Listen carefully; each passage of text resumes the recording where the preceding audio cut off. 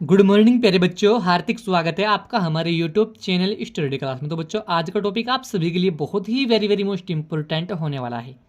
बच्चों, आज का हमारा टॉपिक है कि असहयोग आंदोलन के क्या परिणाम थे। तो आज की बच्चों इस छोटी सी वीडियो के माध्यम से मैं आपको बहुत ही सिंपल भाषा में समझाएंगे कि असहयोग आंदोलन के परिणाम क्या थे, क्योंकि यह टॉपिक बच्चों हर साल बोर्ड एग्जाम में 5 नंबर में पूछा जाता है और खासकर कक्षा 10वीं क्लास और 12वीं क्लास के छात्रों के लिए यह टॉपिक बहुत वेरी मोस्ट इंपॉर्टेंट टॉपिक है। तो बच्चों, बने रहना वीडियो में लास्ट तक। जो हमारे चैनल पर आप पहली बार आए हो तो हमारे चैनल को सब्सक्राइब करें और बेल आइकन को प्रेस करें, जिससे कि आने वाली नेक्स्ट वीडियो का नोटिफिकेशन आप सभी को मिलता रहे। तो देखिए बच्चों, असहयोग आंदोलन के परिणाम, इसमें सबसे पहला परिणाम था ब्रिटिश साम्राज्य पर कठोराघात। तो इस तरीके से आपको हेडिंग डाल के इनके ब्रिटिश साम्राज्य पर कठोराघात हेडिंग डाल कर आपको लिखना है। असहयोग आंदोलन ने ब्रिटिश साम्राज्य की नींव हिला दी और उसकी दुर्बलताएं स्पष्ट हो गई। इतनी बड़ी संख्या में लोगों का सरकार के विरुद्ध एकत्रित होना ब्रिटिश शासन के लिए आघाती संकेत था। परिणाम स्वरूप भारतीय जनता की अवशेष राजभक्ति भी समाप्त हो गई।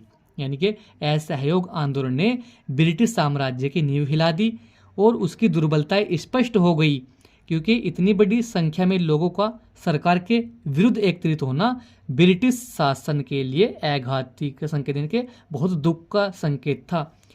इसी के परिणाम स्वरूप भारतीय जनता की अवशेष राजभक्ति भी समाप्त हो गई। तो बच्चों, यह था पहला असहयोग आंदोलन का परिणाम, क्या? ब्रिटिश साम्राज्य पर कठोराघात।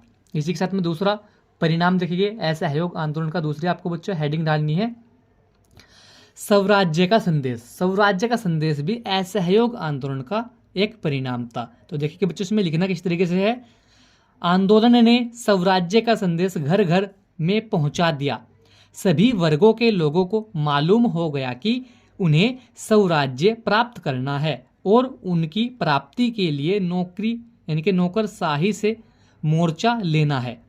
इस आंदोलन को समाज के सभी वर्गों तथा जातियों के व्यक्तियों ने भाग लिया। गांधी जी ने कांग्रेस के आंदोलन को प्रथम बार जन आंदोलन में परिणित कर दिया। तो बच्चों, स्वराज्य का संदेश भी असहयोग आंदोलन का एक परिणाम था, यानी कि आंदोलन ने स्वराज्य का संदेश घर घर तक पहुंचा दिया।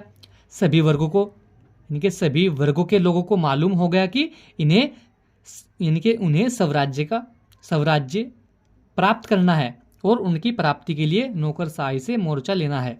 इस आंदोलन को समाज के सभी वर्गों तथा जातियों लोगों ने भाग लिया, ठीक है। और गांधी जी ने कांग्रेस के आंदोलन को प्रथम बार जन आंदोलन में परिणित कर दिया। यह भी असहयोग आंदोलन का एक परिणाम था, क्या? स्वराज्य का संदेश, ठीक है एवरीवन।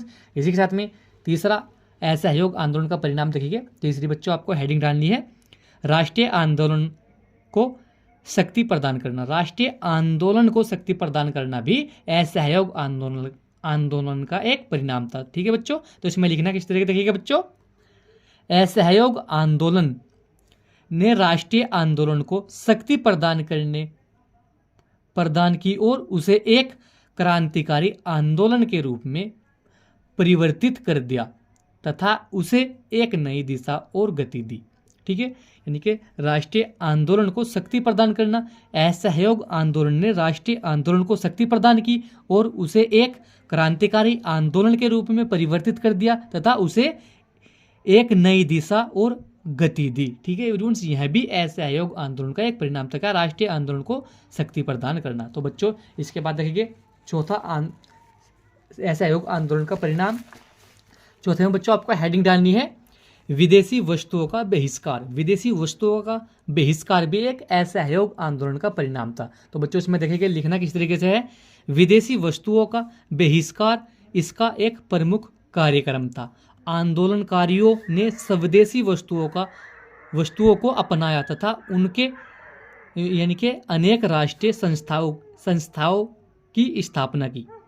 इसके परिणाम स्वरूप भारतीयों में स्वदेशी वस्तुओं के लिए प्रेम जागृत हुआ तथा कुटीर उद्योगों को प्रोत्साहन मिला। यानी कि विदेशी वस्तुओं का बहिष्कार, यानी कि असहयोग आंदोलन का एक यह भी परिणाम था, विदेशी वस्तुओं का बहिष्कार था। तो विदेशी वस्तुओं का बहिष्कार इसका एक प्रमुख कार्यक्रम था और आंदोलनकारियों ने स्वदेशी वस्तुओं को अपनाया, यानी कि जो आंदोलनकारी थे उन्होंने स्वदेशी वस्तुओं को अपनाया, यानी कि जो विदेशी वस्तुएं थी उनको अपनाया, तथा अनेक राष्ट्रीय संस्थाओं की स्थापना की, यानी कि हमारे देश के अंदर ही अनेक राष्ट्रीय संस्थाओं की स्थापना की।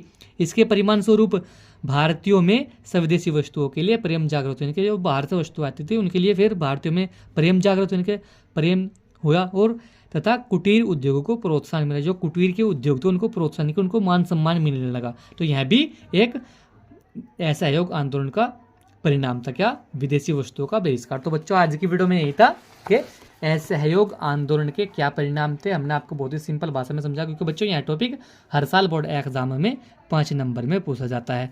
तो असहयोग आंदोलन के परिणाम क्या थे? एक तो था ब्रिटिश साम्राज्य पर कठोराघात, दूसरा था स्वराज्य का संदेश, यह भी एक वेरी मोस्ट इम्पोर्टेंट असहयोग आंदोलन का परिणाम था। इसके बाद था राष्ट्रीय आंदोलन को शक्ति प्रदान करना, यह भी असहयोग आंदोलन का एक परिणाम था। और चौथा था विदेशी वस्तुओं का बहिष्कार, यह भी एक बहुत वेरी मोस्ट इंपोर्टेंट असहयोग आंदोलन का परिणाम था। तो बच्चों आज की वीडियो में यही था। वीडियो कैसा लगा, वीडियो को लाइक कमेंट शेयर करें। मिलते हैं ऐसे एक वीडियो को नेक्स्ट वीडियो में, तब तक के लिए bye bye, have a nice day.